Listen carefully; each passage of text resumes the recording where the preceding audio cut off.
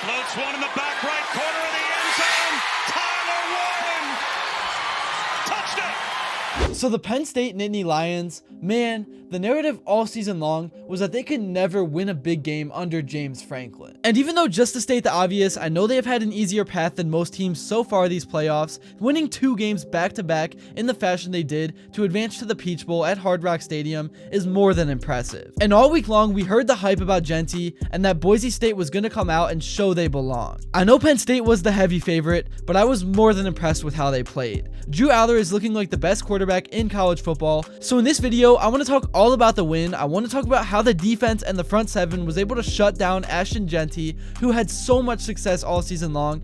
And I also want to talk about what things look like moving forward, because at the time of this recording, with the Sugar Bowl being delayed, I still do not know what team the Nittany Lions will end up matching up with. But before I begin, I would really appreciate it if you would drop a like and subscribe. It only takes 5 seconds, plus you can always change your mind. We are on the road to 40,000 subscribers, and with your support, I believe that we can get there super fast. So Penn State beat the Boise State Broncos 31-14. They dominated this game from start to finish. Drew Allar threw a couple of bombs and also just dimes in general. Kaytron Allen led the way in the rushing department with 134 yards, and Nick Singleton had 87 yards and a touchdown. This wasn't a completely smooth win. Obviously, there were some moments you would like to have back in this game that would have made it a more dominant win, but at the end of the day, a win is a win. And like I said, this team is now headed to Hard Rock Stadium to play in the Peach Bowl with a chance to get to the national championship. I thought Boise State did a really good job of hanging around because they really were getting dominated in every aspect of the game. Penn State losing Abdul Carter could be a big blow. I'll talk about that later,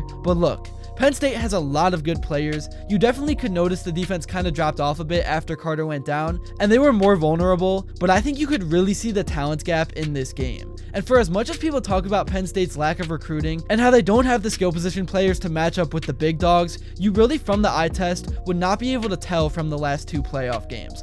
They look just about as good as anyone outside of maybe Ohio State. One thing I will say about James Franklin, despite all the criticism, is that when he comes into a game as a big favorite, he does not lose. And that cannot be said for most coaches. You got to take the wins with the losses. Yes, he has not been able to beat Ohio State. That's kind of the wall he still has to break through, but he's always had his team prepared, and very rarely do they play down to an opponent. I think he is a great head coach for this program, and as a fan, you should be glad he's extended, because you will never see a drop off in performance with him running the show. And let's talk about Drew Allar. If you're a Penn State fan, you've got to be feeling pretty good that you've got the best QB in the game coming back for another year. He definitely has the most upside in college football, and with another offseason to develop, who knows just how good he can become. I would not be shocked at all if he is a future top 5 draft pick, and seeing everything that has built up to this success has to make you feel great for the guy. He's a good kid, he's got a good work ethic, and I felt like he took a lot of harsh criticism early on for no apparent reason.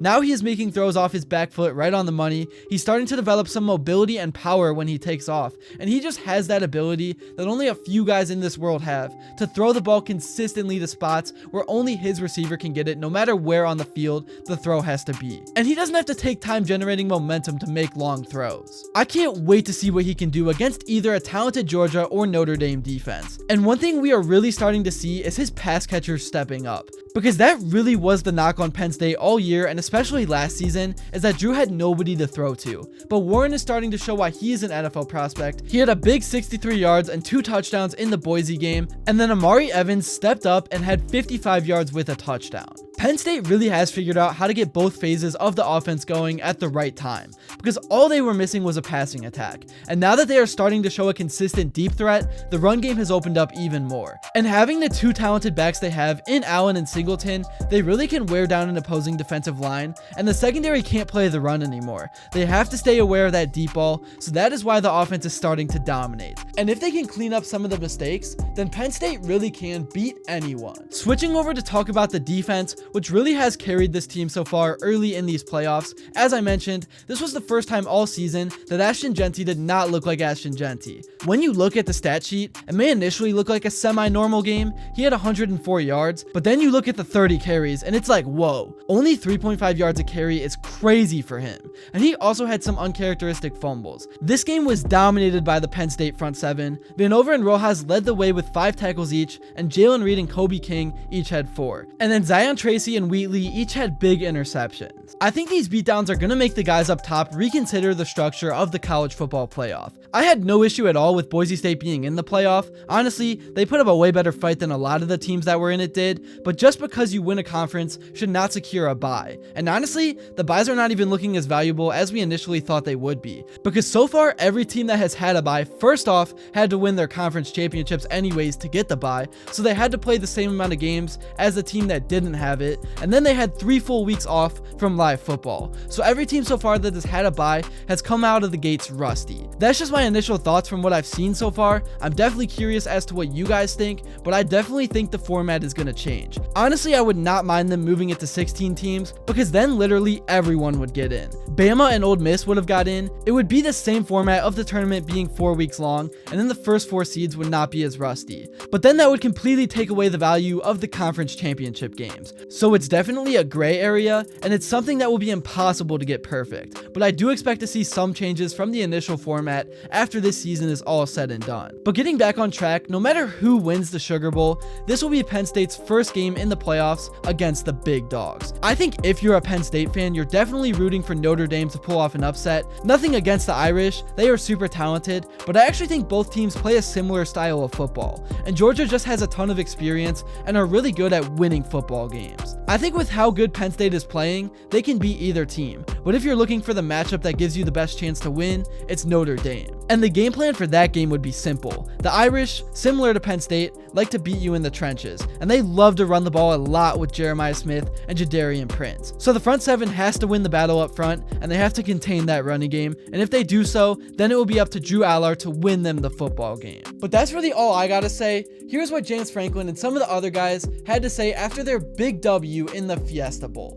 Our guys having these type of moments and these type of experiences and these type of opportunities, so love the fact that these guys were able to find a win against a really good opponent here, and these two guys obviously leading the way. Just a couple things I'll say, and then I'll open up the questions. But 13 wins, first time in program history. Katron Allen and Nick Singleton both surpassing 1,000 yards in the same season. First time we've ever had 2,000-yard rushers in the same season since joining the Big Ten. And then 34 wins over the last 3 years. We're very, very proud of that. Consistency is hard to do, and our guys have done a great job at it. The maturity that they have shown has been impressive. So, boom, it's final. Penn State 31, Boise State 14. It's the lowest scoring output for Boise State all year. A lot of talk going into this. I had a lot of things to say during the game, but we got to keep our mouth shut as much as we can. But now the game's over, and I got to tell you, I picked Penn State to win this game. I picked them to cover. I rage viewed this whole game. It was the weirdest feeling. That's all I got for this video. Thank you all so much if you made it to this point, and if you enjoyed and haven't yet, please be sure to drop a like and subscribe, and also let me know what you would like to see next. And until then, I will see you all later.